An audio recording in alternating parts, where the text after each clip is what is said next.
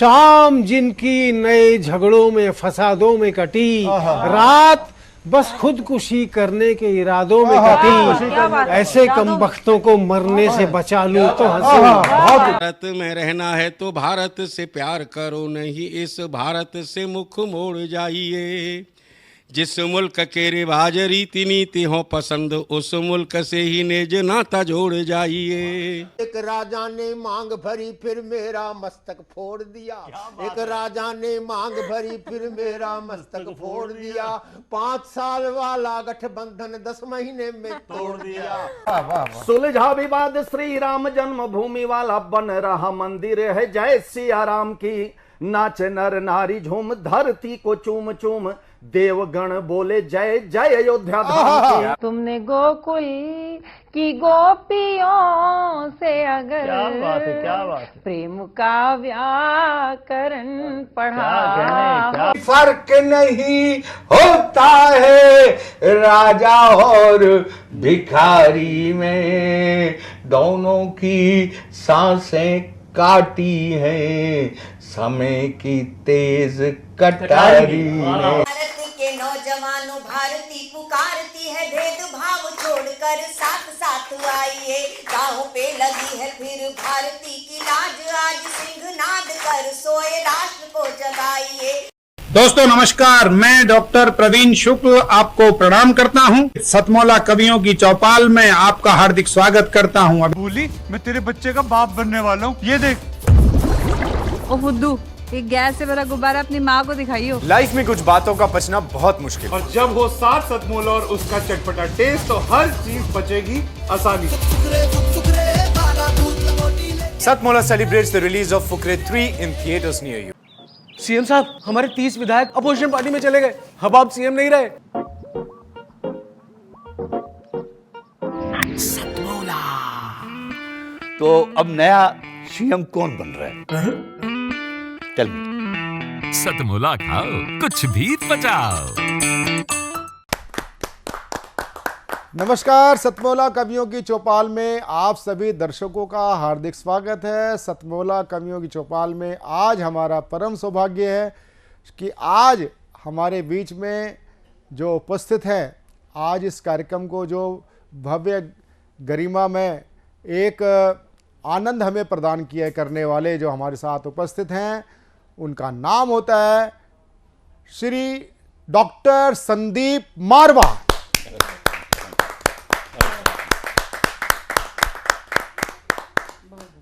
Doctor Sandeep मारवा AAFT के आप chancellor हैं, और ये जो एकेडमी है, इस एकेडमी से बहुत ही हजारों की तादाद में जो इसके स्टूडेंट्स हैं, वो यहाँ से निकल करके अपने परचम को फहरा रहे हैं। आप जो वर्तमान में जो नोएडा है, आज नोएडा जो आज अंतर्राष्ट्रीय फलक पर उपस्थित है, उसका जो कारण है और उसके जो एक पुरोधा है, वो डॉक्टर संदीप मारवा ही हैं।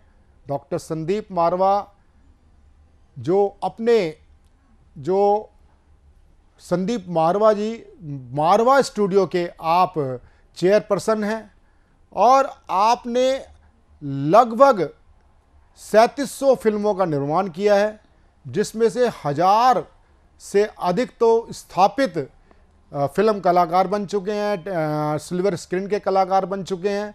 साथ ही जो सबसे बड़ी बात है, आप स्वयं लिट फेस्ट करते हैं और फिल्म फेस्टिवल आयोजन करते हैं, और आपके फिल्म फेस्टिवल की ख्याति अंतर्राष्ट्रीय स्तर पर होती है और उसकी ख्याति निरंतर बढ़ रही है।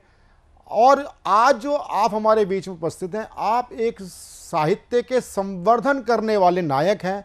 उस नाते आपको हमने अपने सतमौला कवियों की चौपाल में बुलाया, क्योंकि एक फिल्म से जुड़ा हुआ व्यक्ति जो खुद अपने आप में एक यूनिवर्सिटी हो, वह साहित्य के प्रति कितना अनुरागी हो सकता है।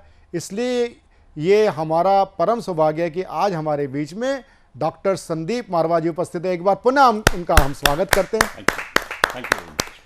हमारे बीच में उपस्थित हैं देश की सुप्रसिद्ध लब्ध प्रतिष्ठित उर्दू शायरा कवित्री अना दहलवी जी हमारे बीच में उपस्थित हैं। देश ही नहीं, अंतर्राष्ट्रीय स्तर पर ख्याति प्राप्त बहुत ही जो हास्य व्यंग्य के कवि हैं और प्रज्ञान पुरुष कहा जाता है, यानी कि आपने विज्ञान के ऊपर जितनी हास्य व्यंग्य की चुटीली रचनाएं दी हैं वो शायद किसी ने नहीं दी, और आप विज्ञान कवि सम्मेलन में भी आप पाए जाते हैं, छाए जाते हैं। जोरदार तालियों के साथ पंडित सुरेश नीरव।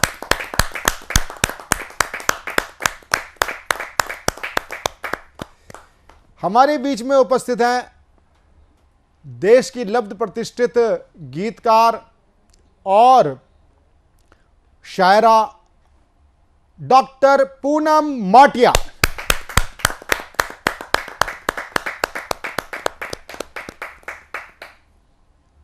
अब मैं सीधे सीधे हम प्रारंभ करेंगे संदीप मारवा जी से। संदीप मारवा जी आज पहली बार आए हमारे इस साधना टीवी के परिसर में, सतमोला कवियों की चौपाल में। मैं बात कर रहा था संदीप जी की।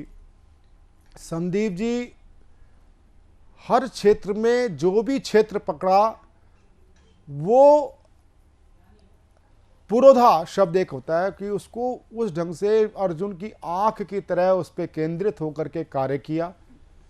आज स्थिति यह है कि आज जो नोएडा है आज अंतर्राष्ट्रीय फलक पर छाया हुआ है। हर कोई नोएडा का निवासी बन करके अपने को गौरव प्राप्त करता है। जैसे पंडित सुरेश नीरव जी गाजियाबाद में 20-25 वर्ष तक रहे और वो उसको गांव की तरह ही देखते रहे, लेकिन जब वो नोएडा में आए, ग्रेटर नोएडा में आए, तो आज वो अपने आप को उसका ओरा अलग देख करके आज वो काफ़ी आनंद महसूस करते हैं। तो इसका कारण कहीं ना कहीं मूल में जाता है तो संदीप जी का जाता है कि यहाँ फिल्म सिटी स्थापित की। और कभी जब नोएडा लोग आते थे तो लोग बड़ा अचंभा महसूस करते थे क्या होगा, लेकिन आज जो दिल्ली एनसीआर में जो गुड़गांवा नोएडा का स्थान है वो हमें विदेश की एक परिकल्पना साकार करने वाला जैसा बनता है। आज जिसने फिल्म और साहित्य में इतना इतना उसमें अपना उसने अवदान दिया, मैं ऐसे शख्सियत से कुछ बातें मैं करूंगा, उनकी हम ब्लेसिंग मिलेंगे। सबसे पहले संदीप जी, मैं ये जानना चाहूँगा कि आपने ये जो फिल्म सिटी की स्थापना कब और कैसे की? जी, 2 लाइनों से शुरू करता हूं कि रास्तों की दिलकशी अपनी जगह, चलने वालों की भी मर्जी चाहिए। यूं तो महफिल में हम पढ़ते रहे, सुनने वालों की भी मर्जी चाहिए। लाख आंसू इश्क भी रोए तो क्या, आसमानों की भी मर्जी चाहिए। वाह वाह वाह वाह वाह वाह। 1986 दिसंबर का वक्त था जब मेरे दिल में ये ख्याल आया कि यहाँ एक उत्तर भारत में फिल्म सिटी होनी चाहिए, क्योंकि मैं मुंबई से होके वापस आ चुका था और उन तमाम हालातों से गुजर चुका था जो शायद मैं कभी गुजरना नहीं चाहता था। तो एक ज़िद थी कि हाँ कुछ होना चाहिए। 1986 में मैंने ये एप्लीकेशन दी थी जिसे कोई लेके राज़ी नहीं था पहले, लेकिन ये मेरा सौभाग्य अच्छा था कि नोएडा चेयरमैन ने इस एप्लीकेशन को एक्सेप्ट किया।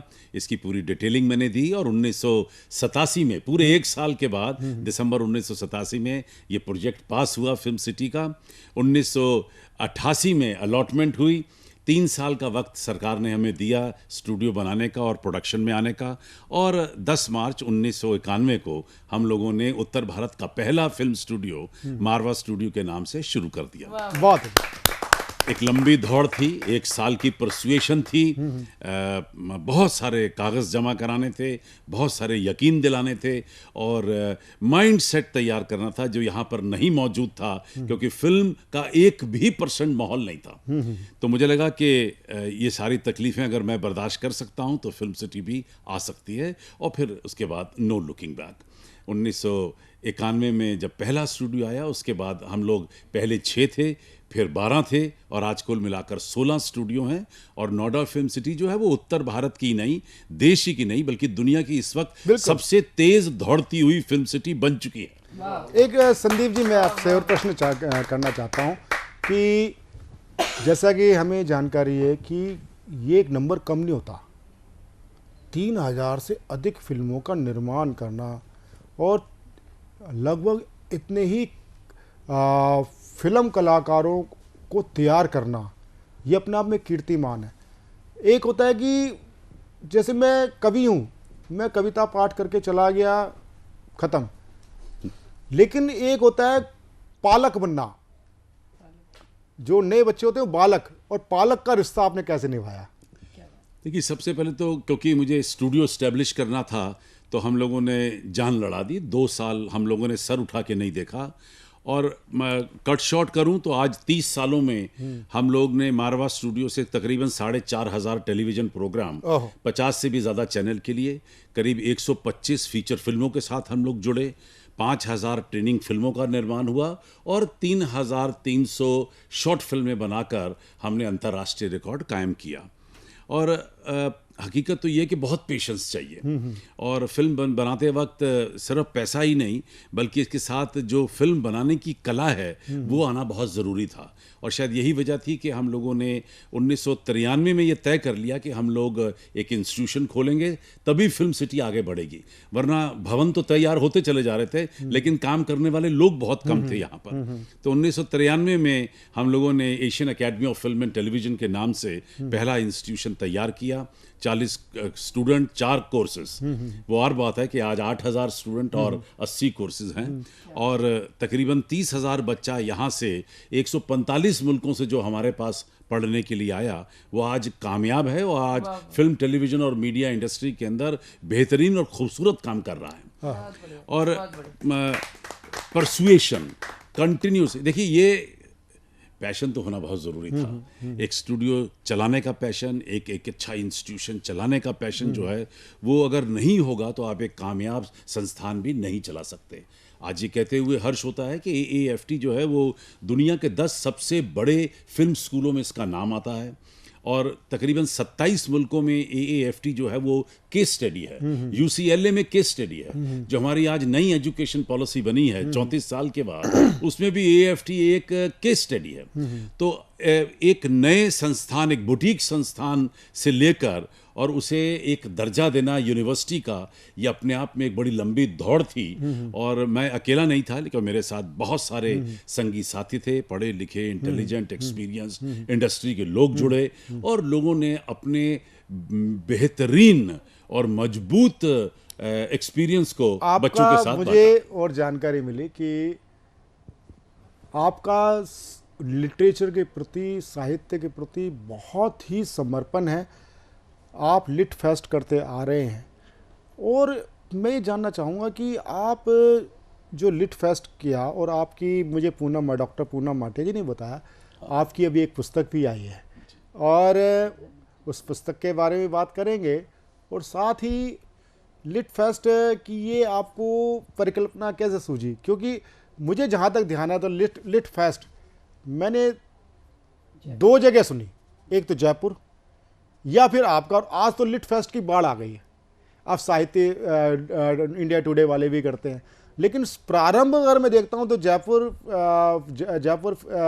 लिट फेस्ट एक आपका, तो ऐसा इसके बारे में आपको कैसे सूझा? देखिए, फिल्मों को और लिटरेचर को आप अलग नहीं कर सकते क्योंकि जितनी फिल्में हैं वो कहानियों पे ही तो आधारित हैं। तो वो वहाँ से कहानी शुरू होती है और जबकि हम लोग अभी 30 साल से पढ़ा रहे हैं लेकिन पिछले 16 साल से हम फिल्म फेस्टिवल कर रहे हैं। और जब फिल्म फेस्टिवल कर रहे थे तो वहीं से उसमें एक सेगमेंट हुआ करता था, लिटरेचर एंड सिनेमा।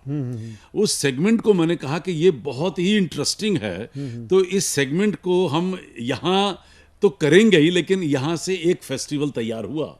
दिमाग में हमारे ये सुझाव आया और हम लोगों ने इसको लिटरेचर फेस्टिवल का रूप दिया। आज कहते हुए मुझे बड़ी खुशी है कि 10 साल से हम लोग लिटरेचर फेस्टिवल अब कर रहे हैं और जो देश ही नहीं बल्कि अंतर्राष्ट्रीय स्तर के ऊपर कामयाब हुआ है। पिछले लिटरेचर फेस्टिवल तकरीबन 165 राइटर्स और कवियों ने भाग लिया। 3 दिन का ये फेस्टिवल होता है, तकरीबन 52 इवेंट होते हैं 3 दिन के अंदर और करीब 20,000 लोगों की हमें फुटफॉल मिली 3 दिन के अंदर और करीब 70 70 देशों ने भाग लिया। तो मुझे ऐसा लगता है कि अभी तो स्कोप और है। मैं नहीं कहता कि हम लोग किसी एक बहुत ऊंचे मकाम पर पहुंच गए, लेकिन ये ज़रूर तसल्ली है कि उत्तर भारत का ये अब दूसरा सबसे बड़ा फेस्टिवल है जयपुर के बाद, और मुझे लगता है आने वाले दिनों में ये जयपुर से भी आगे निकल जाएगा। मुझे आपकी पुस्तक के बारे में जानना चाहता था। हकीकत तो ये है कि मेरे पे तकरीबन 5 पुस्तकें लिखी जा चुकी हैं, तो मुझे वहीं से प्रभावित हुआ। मैंने कहा मुझे भी कुछ लिखना चाहिए, तो मैंने अभी जो पहली पुस्तक तैयार की है वो आदरणीय प्रधानमंत्री मोदी जी पे तैयार की है, और ये पुस्तक के अंदर है 8 years ऑफ मोदी सरकार, जो 8 साल के अंदर हम लोगों ने इस देश में काम किया है, जो सारी दुनिया जिसकी तारीफ कर रही है, उस सारे काम को मैंने इन पेजों में कंडेंस करके लिखा है।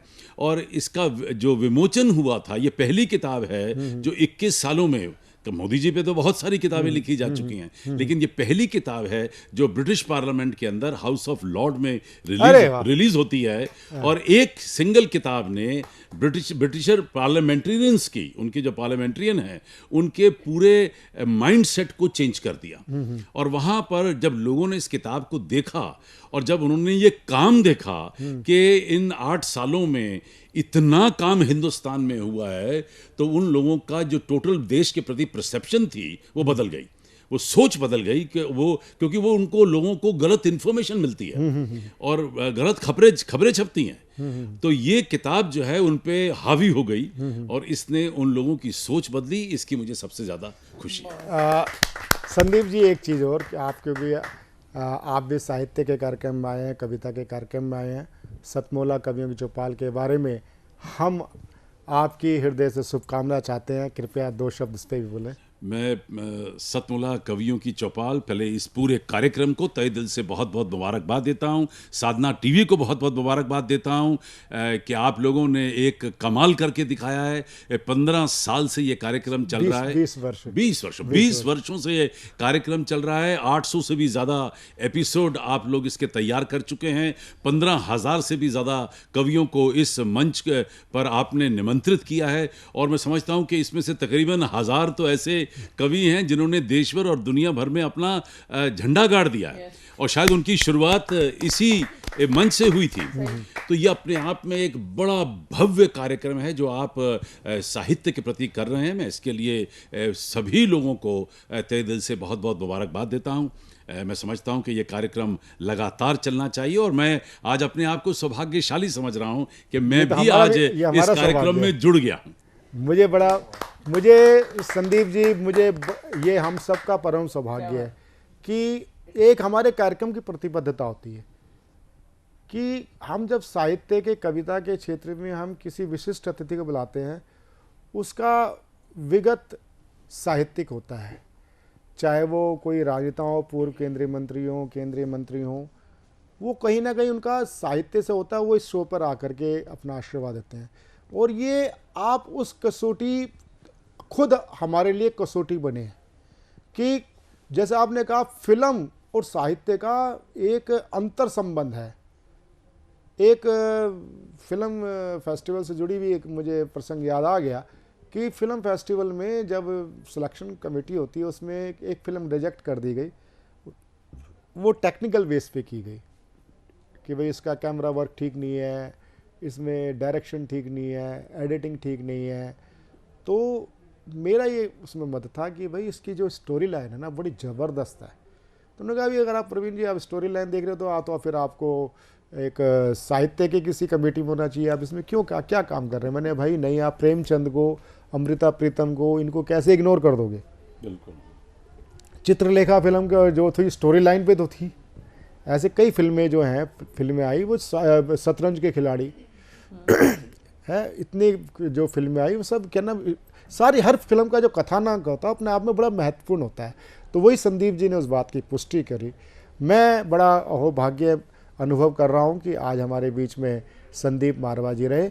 मैं उनका हार्दिक धन्यवाद करता हूँ और आशा करता हूँ कि वह भविष्य में भी हमारे सतमोला कवियों की चौपाल के लिए अपना आशीर्वाद बनाए रखेंगे। बहुत बहुत आभार Sandeep ji. Thank you very much. 2 लाइनों के साथ मैं बिल्कुल खत्म करना चाहता हूँ कि हम तेरे हो चुके हैं जब चाहे आजमा ले, नजरें तो मिल चुकी हैं अब दिल से दिल मिला ले। ऐ शम्मा तेरी खातिर परवाना बन गया हूँ, जरा देख ले आकर दीवाना बन गया हूँ। सजदे में गिर गया हूँ अब तो जरा उठा ले, हम तेरे हो चुके हैं जब चाहे आजमा। वाह वाह वाह। सतमौला कवियों की चौपाल में हम जिनको कविता पाठ कराने जा रहे हैं, और वो एक उर्दू अदब की बहुत ही शानदार एक कवित्री हैं। अगर मैं कहूँ विश्वविख्यात हैं। और सबसे बड़ी बात है कि कवि और साहित्यकार होना बड़ी बात नहीं है, उसका मर्म और धर्म समझना बहुत बड़ी बात होती है व्यवहार में।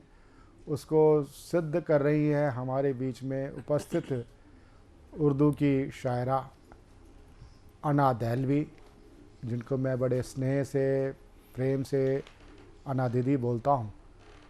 और अना दीदी के लिए बहुत बार भी मैं अपने टीवी शो पे बोल चुका हूँ।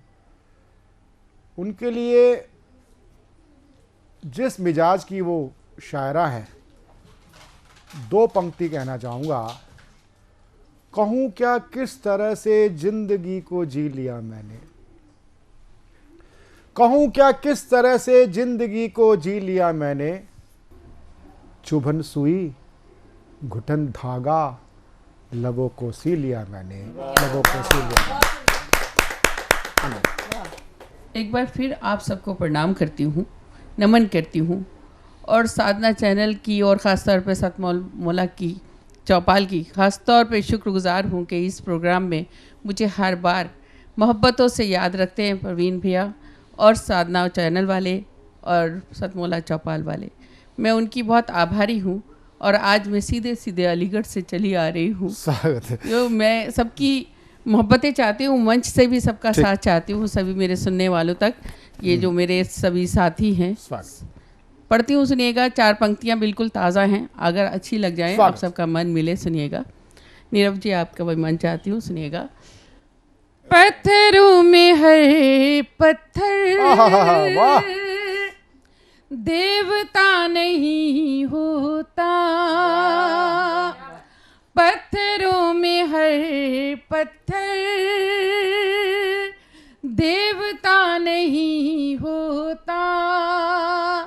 साफ कितना पानी हो आईना नहीं होता, साफ कितना पानी बहुत अच्छे हो आईना नहीं होता, आईना नहीं होता। मंजिलों को पाने में एक उम्र लगती है। वाह रे वाह वाह वाह वाह। मंजिलों को पाने में एक उम्र लगती है। एड़ियां उठाने से कद बड़ा नहीं, एड़ियां उठाने से कद बड़ा नहीं होता। अरे वाह, अरे वाह, बहुत शुक्रिया, बहुत शुक्रिया। एड़ियां उठाने से कद बड़ा नहीं, एड़ियां उठाने से कद बड़ा नहीं होता। पत्थरों में हर पत्थर देवता नहीं होता। एक गजल के चंद शेर आप सबकी मोहब्बतें पहली बार साधना चैनल पे पढ़ रही हूँ, सतमौला की चौपाल में ये गजल पढ़ने की कोशिश कर रही हूँ और उम्मीद है आप सभी पसंद करेंगे। मतलब पेश खिदमत है, आप सबको समर्पित है। मतलब सुनिएगा। तू नहीं तो ये नजारा भी बुरा लगता है, तू नहीं तो ये नजारा भी बुरा लगता है, तू नहीं तो ये नजारा भी बुरा लगता है, तू नहीं तो ये नजारा भी बुरा लगता है। चांद के पास सितारा भी बुरा लगता है, वाह वाह वाह। चांद के पास सितारा भी बुरा लगता है। तू नहीं लगता है। और शेर सुनिएगा। लाके जिस रोज से छोड़ा है भंवर में तूने, वाह वाह वाह, लाके जिस रोज से छोड़ा है भंवर में तूने, लाके जिस रोज से छोड़ा है भंवर में तूने, लाके जिस रोज से छोड़ा है भंवर में तूने, मुझको दरिया का किनारा भी बुरा लगता है, मुझको दरिया का किनारा भी बुरा लगता है, तू नहीं तो ये नजारा भी बुरा लगता है। और शेर सुने, जो लोग सुन रहे हैं वहां तक पहुंचाती हूँ। बेवफाई का चलन आम हुआ लोगों में, हालांकि मैंने पहले कुछ और लिखा था मर्दों में, मगर मर्द बुरा मान जाएंगे, इसलिए मैंने लोगों में कर दिया। सुनिएगा, वो सब तक पहुंच जाएगा। ऐसा नहीं है कि औरतें बेवफा नहीं होती, आदमी भी बेवफा होते हैं, औरतें भी होती हैं। सुनिएगा, बेवफाई का चलन आम हुआ लोगों में, बेवफाई का चलन आम हुआ लोगों में, बेवफाई का चलन आम हुआ लोगों में, अब तो वो जान से प्यारा भी बुरा बहुत अच्छे, बहुत अच्छे, बहुत अच्छे, बहुत अच्छे, बहुत अच्छे। अब तो वो जान से प्यारा भी बुरा लगता बहुत अच्छे, है। बहुत अच्छे, बहुत अच्छे। और आखिरी शेर, फिर आपसे इजाजत। स्वागत। मैं पूरी गजल नहीं पढ़ूंगी। हाँ नहीं, स्वागत स्वागत। और ये शेर किसी को समर्पित भी कर सकती थी अगर कोई होता, मगर मैं कोई बात नहीं, वहां तक पहुंचाना चाहती हूँ। सर आपके लायक अगर होता जरूर मैं कर देती आपको। सुनिएगा, शादी करना भी है जंजीर पहनने की तरह, शादी करना भी है जंजीर पहनने की तरह, शादी करना भी है जंजीर पहनने की तरह, शादी करना भी है जंजीर पहनने की तरह, लेकिन इंसान का वारा भी लेकिन इंसान का वारा भी बुरा लगता है। बहुत बहुत शुक्रिया, बहुत अच्छे, बहुत अच्छे, आज की सभा में मुझे बुलाया, मैं आपकी बहुत शुक्रगुजार हूँ। सतमौला कवियों की चौपाल में अब मैं जिनको प्रस्तुत करने जा रहा हूँ वे हैं देश के लब्ध प्रतिष्ठित प्रज्ञान पुरुष पंडित सुरेश नीरव जी।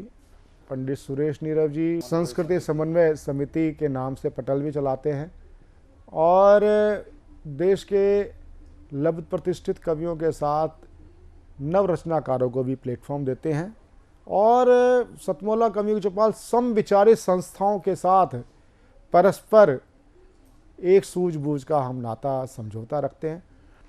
हम चाहते हैं कि जिस प्रकार से पंडित जी कार्य कर रहे हैं वो आगे बढ़ता रहे और पंडित जी की एक जो विशेषता है वो विशेषता है कि हास्य को गेयता की दृष्टि से प्रस्तुत करते हैं। हास्य और गेयता का सम्मिश्रण करके जो वो खोमचा जमाते हैं वो अपने आप में भी अद्वितीय है। और पंडित जी श्रृंगार, और वो भी जब अना दहलवी साथ बैठी हो तो श्रृंगार इनके मुंह से निकलना शुरू हो जाता है। वैसे तो मूलतः वो हास्य के कवि हैं। तो मैं पंडित जी के लिए दो पंक्तियां निवेदित करना चाहूँगा। वो पंक्तियां डॉक्टर कुंवर बेचैन, श्रद्धेय मेरे काव्य गुरु डॉक्टर कुंवर बेचैन जी की हैं और उसी मूड में वो आज पढ़ना चाहते हैं। वो डॉक्टर कुंवर बेचैन जी कहते हैं, नदी बोली समंदर से मैं तेरे पास आई हूँ, मुझे भी गा मेरे शायर मैं तेरी ही रुबाई हूँ, मैं तेरी ही रुबाई हूँ। पढ़ाई। नमस्कार, मैं सुरेश नीरव आज सतमोला कवियों की चौपाल में अपनी कुछ हास्य व्यंग की कविताएं लेकर आपके सामने आया हूं। जितने भी लोग मुझे सुन रहे हैं उन सबका स्नेह, उनकी मोहब्बतें चाहता हूं। और देखिएगा, चूँकि मैं विज्ञान का विद्यार्थी रहा हूं तो मेरी शब्दावली कुछ वैज्ञानिक सी होती है। देखिएगा, तुम्हारे नेट पे आते हैं सिग्नल प्यार के तेरे, हमारे नेट पे आते हैं सिग्नल प्यार के तेरे, कि हैकिंग ने किए सिम कार्ड सब बेकार से तेरे। बहुत अच्छे, बहुत। हमारे नेट पे आते हैं सिग्नल प्यार के तेरे, हमारे नेट पर आते हैं सिग्नल प्यार के तेरे, कि हैकिंग ने किए सिम कार्ड सब बेकार से तेरे। हुए हैं वायरल मैसेज जो चैटिंग में लिखे तुमने, हुए हैं वायरल मैसेज जो चैटिंग में लिखे तुमने, हर एक चैनल पर चर्चे हैं हंसी इकरार के तेरे, हर एक चैनल पर चर्चे हैं हंसी इकरार के तेरे, हमारे नेट पर आते हैं सिग्नल प्यार के तेरे। बहुत। दूसरा देखिएगा, तुम्हारी सेल्फी को देख के दीवाने पिटते हैं, तुम्हारी सेल्फी को देख के दीवाने पिटते हैं, जो आए इश्क पे खतरा तो मजनू फेक दिखते हैं, जो आए इश्क पे खतरा तो मजनू फेक दिखते हैं। कभी यूनान के नखरे कभी हर्बल अदाएं हैं, कभी यूनान के नखरे कभी हर्बल अदाएं हैं, कि आयुर्वेद के तंदूर में बर्गर भी सिकते हैं, कि आयुर्वेद के तंदूर में बर्गर भी सिकते हैं। तो ये मैंने 2 कथा पढ़े थे। और अब आप देखिएगा, एक रचना पढ़ता हूँ मैं। किसी के हुस्न का जादू जगाने का इरादा है, किसी के हुस्न का जादू जगाने का इरादा है, कि सब कुछ दांव पर अब तो लगाने का इरादा है। किसी के हुस्न का जादू, किसी के हुस्न का जादू जगाने का इरादा है, कि सब कुछ दांव पर अब तो लगाने का इरादा है मिस्री सी जुबां तेरी, है मिस्री सी जुबां तेरी, शहद टपके है बातों से, है मिस्री सी जुबां तेरी, शहद टपके है बातों से, तुम आफत हो बड़ी कितनी बताने का इरादा है मिस्री सी जुबां तेरी, है मिस्री सी जुबां तेरी, शहद टपके है बातों से, तुम आफत हो बड़ी कितनी बताने का इरादा है। किसी के हुस्न का जादू जगाने का इरादा है, कि सब कुछ दांव पर अब तो लगाने का इरादा है। सहम कर शाम को तन्हा, सहम कर शाम को तन्हा मिलोगी जब बगीचे में, सहम कर शाम को तन्हा मिलोगे जब बगीचे में, तुझे नाजुक शरारत से सताने का सहम कर शाम को तन्हा, सहम कर शाम को तन्हा मिलोगे जब बगीचे में, तुझे नाजुक शरारत से सताने का इरादा है। कभी फूलों की घाटी से, कभी फूलों की घाटी से, कभी पर्वत की चोटी से, तुझे दे दे के आवाजें थकाने का इरादा है, तुझे दे दे के आवाजें थकाने का इरादा है। और बात देखिएगा क्या कहता हूँ मैं। मोहब्बत की शमा दिल में हुई रोशन सदियों से, मोहब्बत की शमा दिल में हुई रोशन सदियों से, तेरे जलवों की तीली से जलाने का इरादा। बहुत अच्छे, बहुत अच्छे, बहुत अच्छे, बहुत अच्छे, बहुत अच्छे। शमा दिल में, मोहब्बत की शमा दिल में हुई रोशन सदियों से, तेरे जलवों की तीली से जलाने का का बहुत इरादा अच्छे, है। बहुत अच्छे, बहुत अच्छे। ठिठुर कर शाम ने ओढ़ा है देखो शॉल कोहरे का, ठिठुर कर शाम ने ओढ़ा है देखो शॉल कोहरे का, तुझे जलते अलावों पर बुलाने का इरादा है। बहुत अच्छे, बहुत तुझे अच्छे, जलते बहुत अच्छे, बहुत अच्छे, अलावों बहुत पर अच्छे, बुलाने का इरादा है।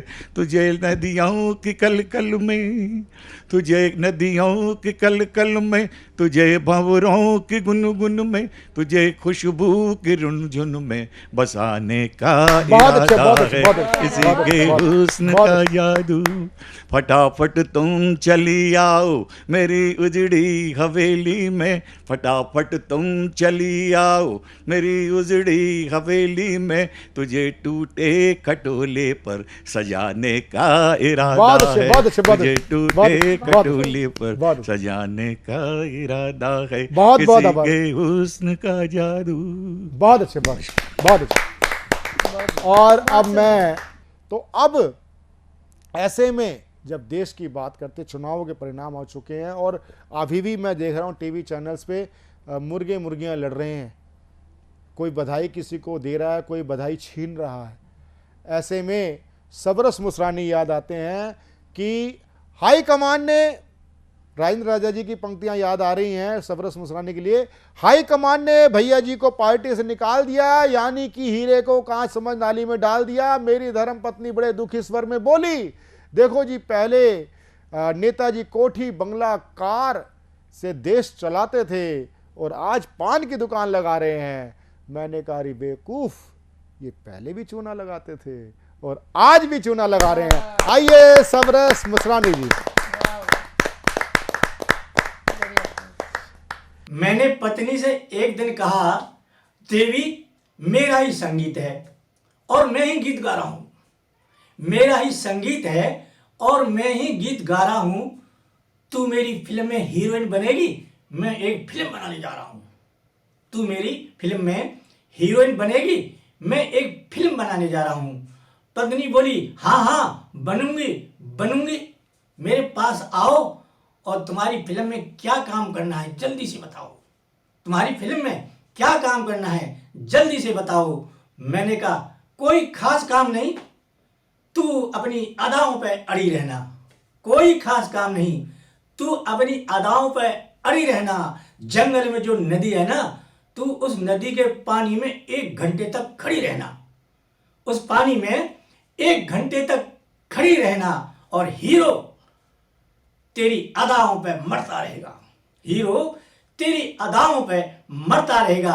कैमरामैन तेरी शूटिंग करता रहेगा, कैमरामैन तेरी शूटिंग करता रहेगा। बोली, इतना तो मैं कर लूंगी, इस काम में क्या है, इतना तो मैं कर लूंगी, इस काम में क्या है, मगर ये बताओ तुम्हारी फिल्म का नाम क्या है, तुम्हारी फिल्म का नाम मैंने क्या कहा है। मैंने कहा, देवी कितनी खासियत है निर्माता और कवि इस सबरस मुरसानी में, देवी कितनी खासियत है निर्माता और कवि इस सबरस मुरसानी में। मेरी फिल्म का नाम है गई भैंस पानी में, गई भैंस पानी में। अब तो यह सुनते ही वह हक्का बक्का हो गई और गुस्से में फूलकर एकदम कुप्पा हो गई।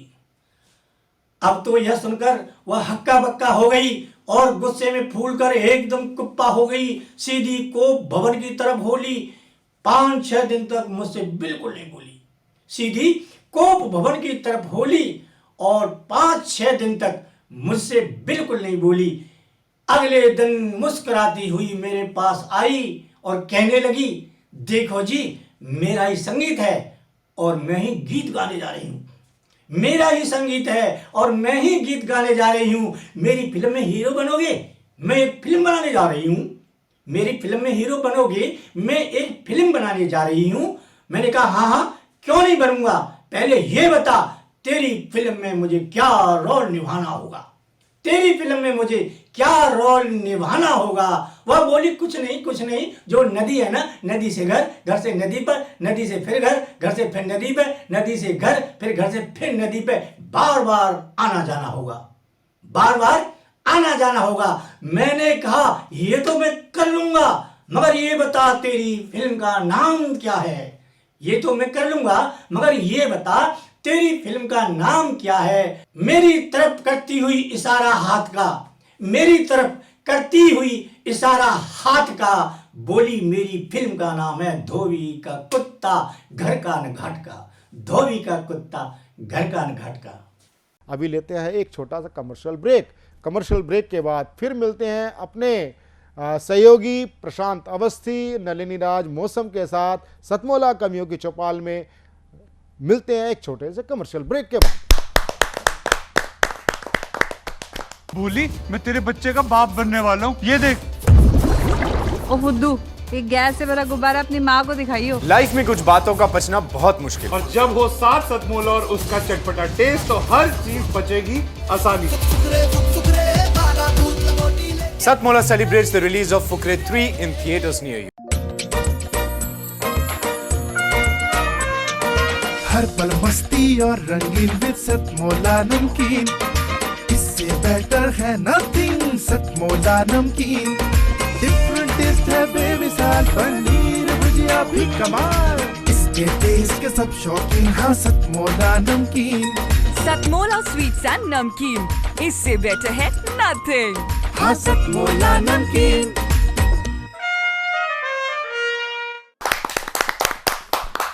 आइए शुरुआत करते हैं अंतराल के बाद में हम फिर एक नई ऊर्जा और नए उत्साह के साथ में सुनते हैं ऐसे अनुभवशील कवियों को कि जिन्होंने आज के कुछ समय पहले अपनी कलम को एक नई दिशा देना शुरू किया। आगे के क्रम में हम जब चले तो छतरपुर, दिल्ली छतरपुर से हमारे बीच में मीना कौशल जी अपनी शब्दों की कारीगरी का कौशल्य लेकर के हम सबके बीच में आ चुकी हैं। आइए स्वागत करते हैं हम उनका एक जोरदार तालियों से। नमस्कार दर्शकों, मेरी एक कविता है, इसका टाइटल है, निशीर्षक है चमचे की आत्मकथा। तो ये थोड़ी सी सटायर है, थोड़ी सी व्यंग्यात्मक है, प्रतीकात्मक है, तो आप थोड़ा ध्यान समझिए। हम में से सभी लोग या तो सरकारी में या प्राइवेट सेक्टर में काम करते हैं जी। तो हर जगह हमने यहाँ चमचा, वाकई में चमचा है इन द सेंस जो चापलूस होते हैं, बॉस की yes boss yes boss yes boss करने वाले होते हैं, उनके ऊपर ये कविता है। तो आप ध्यान से सुनिए, क्योंकि इसमें जो भी पात्र आएंगे वो प्रतीकात्मक हैं और से इस हिसाब से सुनना जी। तो एक रसोई में रहते थे बहुत से बर्तन, जहाँ समझना है तो मैं आपको बताऊंगी। एक रसोई में रहते थे बहुत से बर्तन, यूं तो रहते प्रेम से पर हो जाती अक्सर अनबन। कटोरी थाली चम्मच और गिलास, कटोरी थाली चम्मच और गिलास सब थे कामयाब, पर चमचा था बेहद खास। क्या बात है। चमचा बोला, कोई हमें चमचा कहे या चाटुकार, माना है पक्के कामचोर, फिर भी रहता है रौबदार। और लोग पतीले से कहते, यहाँ पतीला बॉस है, लोग पतीले से कहते, अरे यार ये शोर कैसा है, घर में बच्चे लड़ते हो बिल्कुल वैसा है। सब करते थे एक ही शिकायत कि चमचे में ऐसा क्या खास है, वाह, जो हमारे पतीले के दिल के इतने पास है। और चमचे का था काम यही, चमचे का था काम यही कि पहले पतीले को गैस पे चढ़ाया जाए, उसकी शान में दिन रात कसीदे गाए जाए। पतीला बोला सकुचा कर जी, पतीला बॉस बोला सकुचा कर, थोड़ा कंधे उचका कर, युगों युगों से पतीले का चमचे से मेल है। मीठा पके या तीखा, मीठा पके या तीखा, चमचा पतीले के गैल है। सब बर्तन पतीले के अधीन, पर पतीला रहता चमचे संगलीन। सबने पतीले को समझाया, ये चमचा किसी का नहीं भाया। करता रहा सबकी बातों को अनसुना, पतीले की समझ में तब तक कुछ ना आया। चमचे के दिन मजे में कट रहे थे, लेकिन बाकी बेचारे बर्तन खटक अंदर ही अंदर घुट रहे थे। अरे धीरे धीरे चम्मचें भी देने लगी चमचे का साथ। चम्मचे जो चमचे की भी चमचे हैं, मतलब मेंढक के साथ मिचकड़िया। हाँ बिल्कुल सही, बिल्कुल सही। उन्हें क्या मालूम था कि होने वाली है महाभारत की नई शुरुआत। वाह। गृह लक्ष्मी रोज रोज की चिल्लपों से परेशान थी। यहाँ गृह लक्ष्मी है द अल्टीमेट बॉस। गृह लक्ष्मी रोज की चिल्लपों से तंग थी, क्योंकि बाकी बर्तनों की चम्मचियों से जंग थी। कुछ सोच, कुछ समझ और करके कुछ विचार, उसने अगले ही पल पतीले को किया रसोई से बाहर। अब बॉस तो चला गया। दुखी कथन से सबने पतीले को विदाई दी। गृह लक्ष्मी ने भी शाम को ही नई पतीली मंगा ली। सबने सोचा चमचे का ऊंट अब पहाड़ के नीचे आएगा। नहीं जानते थे कि वो पहले से भी ज्यादा चौड़ा हो जाएगा। किसी ने पूछा, क्यों भाई चमचा, पतीला गया और तुम्हारी आंखों में कोई नमी नहीं? मुस्कुराकर चमचा बोला, इस दुनिया में पतीलों की भी कमी नहीं। बहुत सुंदर। पतीला गया तो क्या, नई पतीली तो आई है, और संसार में अपनी तारीफ किसे नहीं भाई है। वाह। उसकी भी हाँ में हाँ मिलाऊंगा, उसे भी चने के झाड़ पे चढ़ाऊंगा, यूं ही मौज में काटूंगा जीवन और चैन की बंसी बजाऊंगा। वाह, बहुत सुंदर। भाई ये चमचे चम्मच का खेल तो अलग था, लेकिन सही बात जो कही वो ये कही है कि चम्मच और चमचों का दौर तब आता है जब कहीं ना कहीं कोई पतीला अपना शोषण करवाता है। ये भी ध्यान रखिएगा। तो बड़े सांकेतिक भाषा में कहीं ना कहीं एक गृह लक्ष्मी के रूप में जब उन्होंने किचन में बर्तनों के साथ में और जो चमचों के संवाद को सुना तो वो आपके सामने प्रस्तुत किया। तो मैं कहूँ कि किचन के अंदर उन्होंने सागर को समाहित करने का प्रयास किया। और आइए जुड़ते हैं हरियाणा की निशा में। एक जोरदार तालियों से आमंत्रित करते हैं अगली कवित्री के रूप। स्वागत है। मैं आपके सामने कविता प्रस्तुत करना चाहती हूँ जिसका नाम है चिंगारियों की आग। जी। वैसे तो ये कविता बहुत ज़्यादा सैड है, लेकिन फिर भी इसके अंदर आपको कुछ ऐसा मिलेगा जो कि कुछ उम्मीद लेकर आता है। जी। कविता स्टार्ट होती है। जी। क्यों कश्मकश का जाल धीरे धीरे अपने आप ही बुनता है, क्यों बुझी हुई आग से यूं धुआं सा निकलता है, क्यों छोटी छोटी चिंगारियों से यादों का ढेर सा सुलगता है। यह कविता यादों के बारे में है। आगे प्रस्तुत है। जब भुला ही दिया है सब कुछ, फिर क्यों भूला हुआ वो कल मेरे ही आईने में बार बार दिखता है। क्यों कश्मकश का जाल धीरे धीरे अपने आप ही बुनता है, क्यों बुझी हुई आग से धुआं सा निकलता है, क्यों छोटी छोटी चिंगारियों से यादों का ढेर सा सुलगता है। जख्म जो भर गए थे वक्त के साथ साथ, जख्म जो भर गए थे वक्त के साथ साथ, क्यों उनको कुरेदे बिना ही हर जख्म आज भी ताजा ताजा सा ही दिखता है। क्यों कश्मकश का जाल धीरे धीरे अपने आप ही बुनता है, क्यों बुझी हुई आग से यूं धुआं सा निकलता है, क्यों छोटी छोटी चिंगारियों से फिर से यादों का ढेर सा सुलगता है। खड़ा हुआ है जिंदगी की दहलीज पर, खड़ा हुआ है जिंदगी की दहलीज पर, खुशियों का हर एक महकता फूल, फिर इतना खिलखिलाने पर फिर भी एक फूल मुरझा हुआ सा लगता है। वाह। क्यों कश्मकश का जाल धीरे धीरे अपने आप ही बुनता है, क्यों बुझी हुई आग से यूं धुआं सा निकलता है, क्यों छोटी छोटी चिंगारियों से यादों का ढेर सा सुलगता है। Thank you so much. Nisha, आपने बहुत ही शानदार कविता पढ़ी और शब्द में कहीं ना कहीं एक ऊर्जा थी कि बुझी हुई आग से भी धुआं निकल रहा है। यह कल्पनाएं सिर्फ एक कवि हृदय ही कर सकता है। तो अभी अगले कवि जो है वो जब महाराष्ट्र से चल कर के यहाँ आए तो वो भी ऐसे यों यों यों, और दिल्ली में भी वो घूमे यों यों, क्योंकि वो महाराष्ट्र से 2 साहित्य अकादमी पुरस्कार भी प्राप्त हैं और काफ़ी महती प्रतिभा के धनी है। बिल्कुल सही। आप बालकृष्ण महाजन जी को मैं आपकी अगली कविता के लिए आमंत्रित करना चाहता हूँ। आइए, स्वागत है। हेलो। चलो, मैं पहली कविता अपनी महिलाओं को, 3 महिलाएं हमारे साथ में बैठी है, उनको समर्पित है 4 लाइनें जी।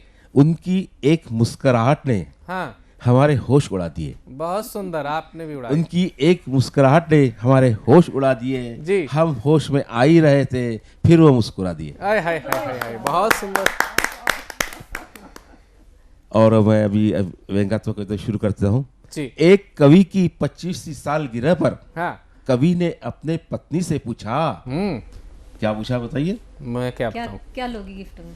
एक कवि ने अपने पत्नी से पूछा, क्या इस 25 साल में क्या तुमने कोई नेक काम किया है? वाह।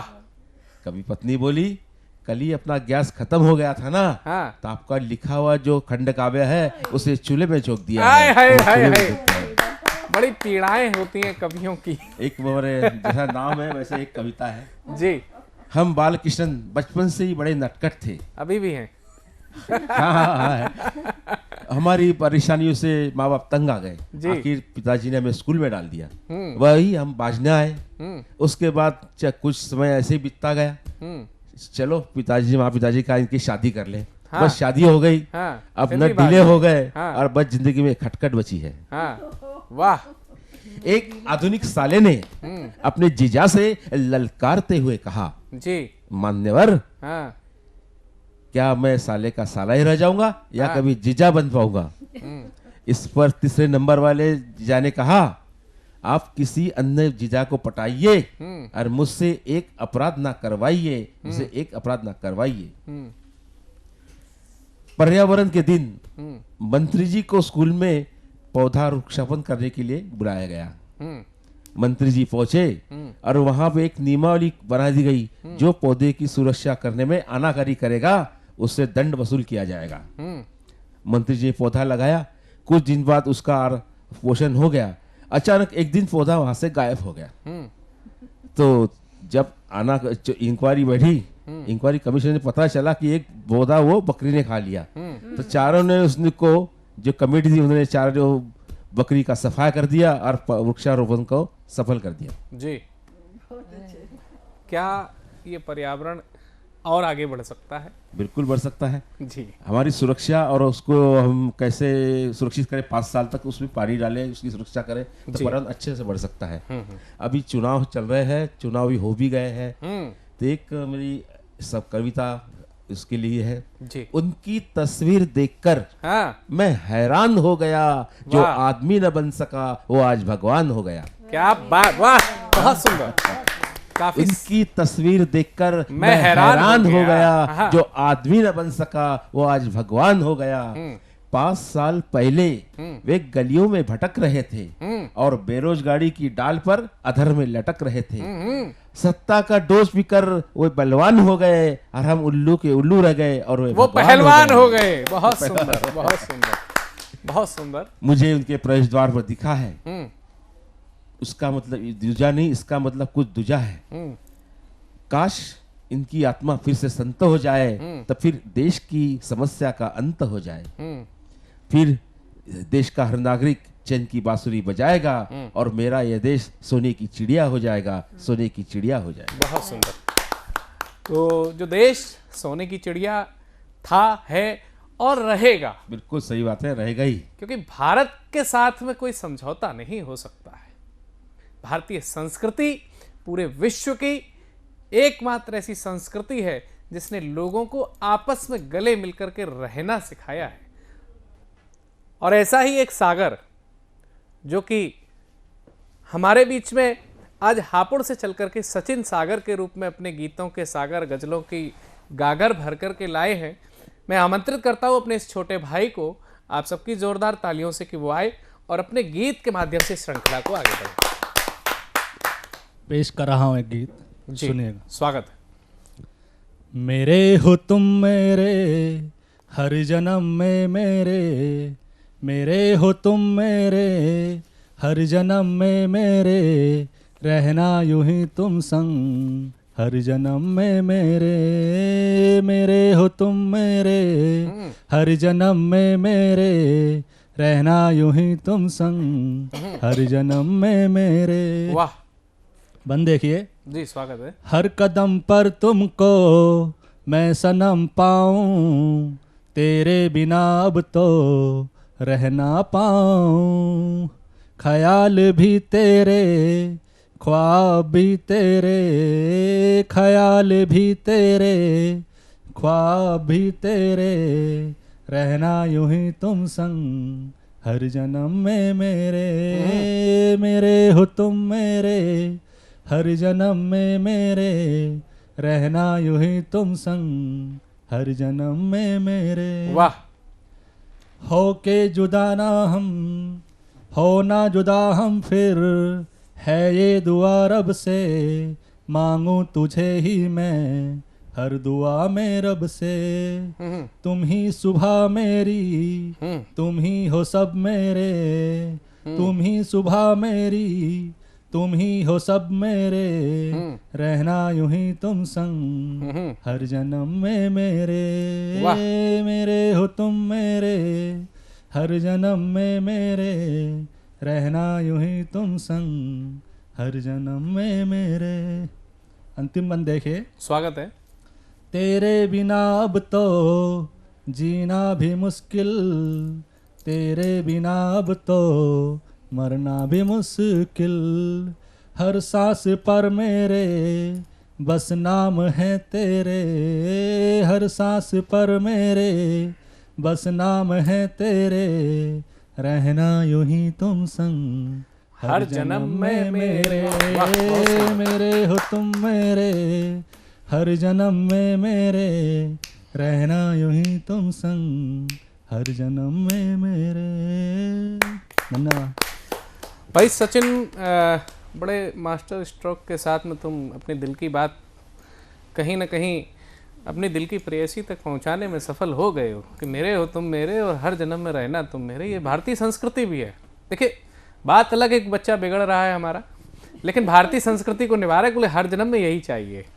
तो इस बिगड़ेपन में भी कहीं ना कहीं एक संस्कार है। तो आइए एक ऐसी हमारी कवित्री जो कि दिल्ली से पधारी हुई हैं, आदरणीय निर्लेप होरा जी को आमंत्रित करता हूं आप सबकी जोरदार तालियों से। धन्यवाद। मेरे चंद सवाल कुदरत से। जी। एक दिन दिल में ख्याल आया कुदरत से कुछ पूछूं। पहले तो पहाड़ों से पूछा, जी, तुम्हें तो अडिग कहते हैं, तुम क्यों टुकड़े टुकड़े होकर लुढ़क रहे हो? उन्होंने मुझे कोई उत्तर नहीं दिया। जी। फिर मैंने समुद्र से पूछा, तुम्हें शांत और गंभीर कहते हैं, तुम क्यों इतने चंचल हो गए कि कोई जवाब उन्होंने भी मुझे नहीं दिया। जी। मैंने सोचा चलो नदियों से पूछती हूँ, क्यों अपनी सीमाएं तोड़ रही हो और तबाही मचा रही हो? नदियाँ भी चुप रहीं। अब बादलों से पूछा, अरे मीठी फुहार देने वाले गुस्से से क्यों फटफटते हो? कोई उत्तर नहीं मिला मुझे। अब मैंने सोचा आसमान की बिजली से पूछती हूँ, ए बादलों के संग गले मिलने वाली, क्यों नीचे आकर सब कुछ खाक कर देती हो? उसने तो मुझे गुस्से से देखा। अब मैंने आग से पूछा कि सर्दी में हमें ताप देने वाली, हमें तरह तरह के पकवान बना के देने वाली, ओ क्यों बावली हो गई, अपने प्यारे पेड़ों का सर्वनाश कर रही है? तू तो उन्हीं की तो जाई है। उसने भी चुप्पी लगा ली। अब बारी आई बहती हुई हवा से पूछने की, अरे तू तो जीवनदायिनी है, तू जहरीली क्यों हो गई?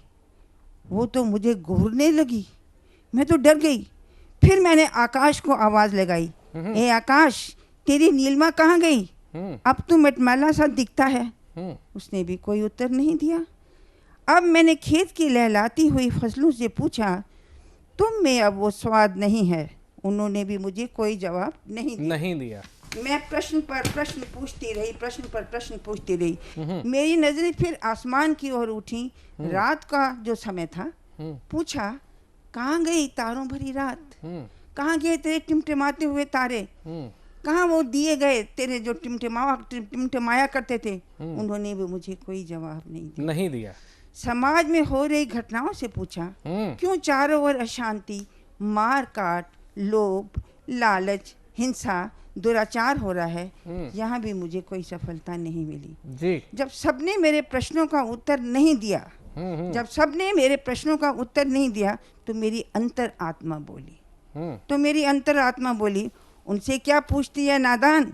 ये तुम सब इंसानों के कर्मों का फल है। जी। ये तुम सब इंसानों के कर्मों का फल है।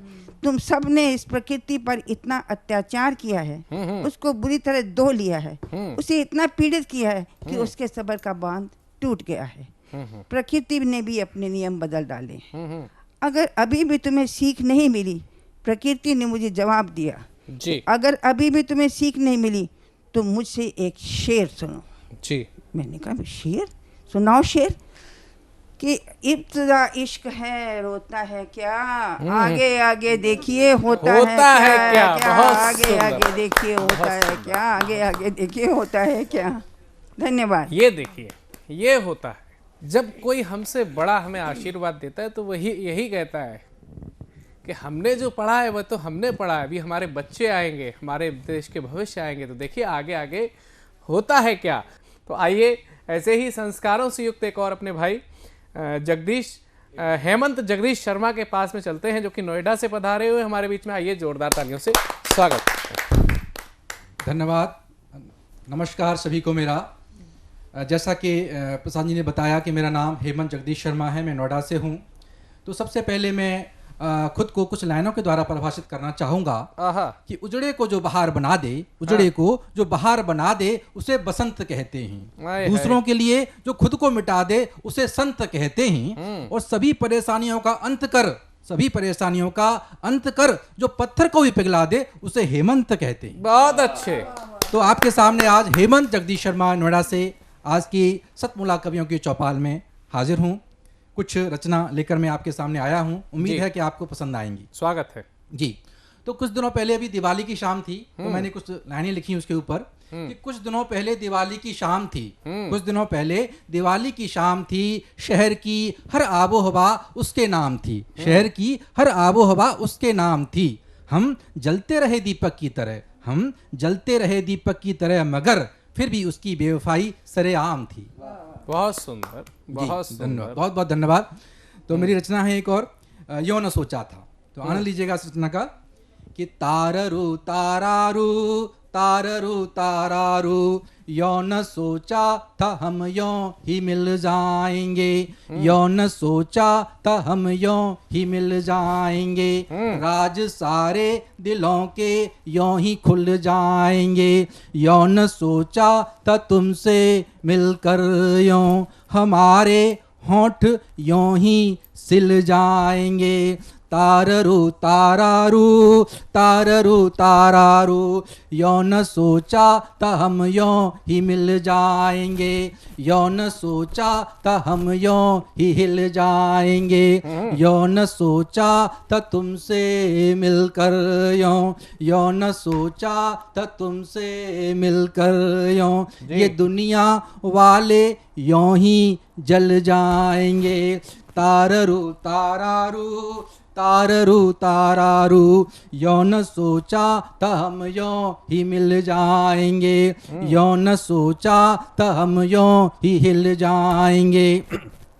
जो रूठोगे तुम तो, जो रूठोगे तुम तो, हम यो ही दहल जाएंगे, जो रूठोगे तुम तो, हम यो ही दहल जाएंगे।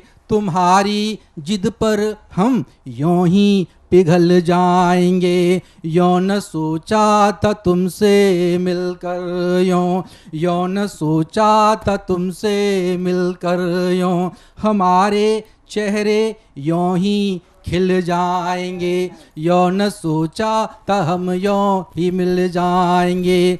ताररू तारारू ताररू तारारू, यो न सोचा था हम यो ही मिल जाएंगे, हमारे आंसू आँखों में यो ही घुल जाएंगे, हमारे आंसू आँखों में यो ही घुल जाएंगे, ये द्वार सांसों के यो ही खुल जाएंगे। तुम्हारी जुस्तजू में डूब कर, जुस्तजू कहते हैं तलाश को, तुम्हारी जुस्तजू में डूब कर दाग दामन के यो ही धुल जाएंगे, दाग दामन के यो ही धुल जाएंगे। ताररू तारारू ताररू तारारू, यो न सोचा था हम यो ही मिल जाएंगे, राज सारे दिलों के यो ही खुल जाएंगे। ताररू तारारू ताररू तारारू, यो न सोचा था हम यो फिसल जाएंगे। जाएंगे, यो न सोचा था हम यूं मचल जाएंगे, यो न सोचा था तुमको पाकर यूं, यो न सोचा था तुमको पाकर यूं, आग ऐसी लगेगी हम यूं जल जाएंगे, ताररू तारारू ताररू तारारू, यो न सोचा था हम यूं ही मिल जाएंगे, आग ऐसी लगेगी हम यूं जल जाएंगे। धन्यवाद। बहुत सुंदर। अच्छा, आपको समझ में ये लग रहा होगा यों यों यों, ये कहीं पौ पौ पौ ऐसा कुछ नहीं है। एक्चुअली भारतेंदु हरिश्चंद्र जी ने कहा है कि निज भाषा उन्नति है सब भाषण को मूल। अब मैं जिनको प्रस्तुत करना चाहता हूं, प्रस्तुत किया वो इस कार्यक्रम के पुरोधा है, संवर्धन करता है। उनका नाम होता है श्री अनिल कुमार मित्तल। सतमोला ग्रुप के आप चेयरमैन हैं और सतमोला कवियों की चौपाल, सतमोला कवियों की चौपाल एक दूसरे के पूरक बनते हुए एक ब्रांड बन चुका है, बहुत बड़ा ब्रांड बन चुका है। उसका नाम होता है सतमोला कवियों की चौपाल। उसके patron, chief patron Shri Anil Mittal ji, आपकी हमें ब्लेसिंग चाहिए, जोरदार ताले के साथ हम उनका स्वागत करें। नमस्कार दोस्तों, मैं अनिल मित्तल, चेयरमैन सतमोला ग्रुप। मैं जैसे आप सब लोग जानते हैं कि 2004 के अंदर मैंने सतमोला कवियों की चौपाल आरंभ करा परवीन आर्य के साथ मिलके। तो हमारा उद्देश्य दोस्तों यही था कि जो आज ये काव्य पाठ है, जो ये बुद्धिजीवी वर्ग जो ये सुंदर काव्य पाठ हम लोग करते हैं, तो वो धीरे धीरे आज के ज़माने में लुप्त ना होता जाए। जो आज मॉडर्नाइजेशन चल रहा है, जितना टीवी पे हम और भी चीज़ें बढ़ती जा रही हैं, तो ये ना हो कि हमारी पुरानी जो ये एक संस्कार थे, पुरानी सभ्यता थी, कविता पाठ था, वो धीरे धीरे ये लुप्त होता जा रहा था। तो इसीलिए हम दोनों ने मिलकर 2004 के अंदर सतमोला की कवियों की चौपाल आरंभ करी, जिसके अंदर हम ऐसा प्लेटफॉर्म देते रहे हैं जिसके अंदर नए से नए कवि, जो भी कवि काव्य पाठ है उसमें करना चाहे उसका स्वागत करते हैं हम लोग, उन्हें मौका देते हैं नए नए कवियों को। और आप लोगों से यही निवेदन है कि जो भी चाहे आप पहली बार काव्य पाठ करते हैं तो आप सतमोला कवियों की चौपाल के प्लेटफॉर्म पर आएँ, आप लोगों का स्वागत है। उसके अंदर आप अपनी मौलिक कविताओं को सुनाएं, उनके अंदर जो भी कमी होगी तो हमारे पुराने जो एक्सपीरियंस कवि हैं वो उनको सुधारेंगे और आपको और इम्प्रूव करने की कोशिश करेंगे। आपसे निवेदन है कि सतमोला कवियों की चौपाल में आएँ और अपना काव्य पाठ करें।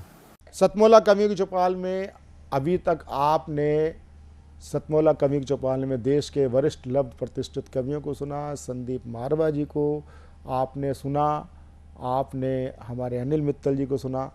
यदि आप भी सतमोला कवियों की चौपाल में अपना काव्य पाठ करना चाहते हैं, आप नवांकुर हैं और आपको अभी तक कोई सही प्लेटफॉर्म नहीं मिला है, तो यदि आपने गलती से भी ये टीवी कार्यक्रम देख लिया है तो आप सही जगह पहुँचे हैं।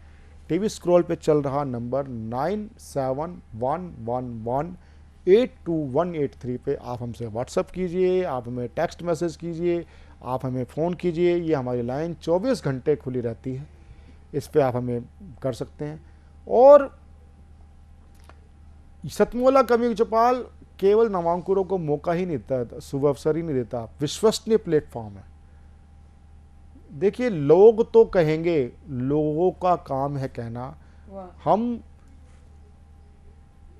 समालोचना आलोचना से घबराते नहीं हैं, लेकिन कुछ लोग दुष्प्रचार करना चाहते हैं, करें। लेकिन वाकई में ये गाना किशोर कुमार का जो गाया हुआ है, कुछ तो लोग कहेंगे, लोगों का काम है कहना। ये 20 वर्ष की चली हुई अनवरत यात्रा आगे भी चलती रहेगी, अनवरत चलती रहेगी, केवल एक परस्पर विश्वास के लिए। तो आइए आप हमारे कार्यक्रम के साथ जुड़िए।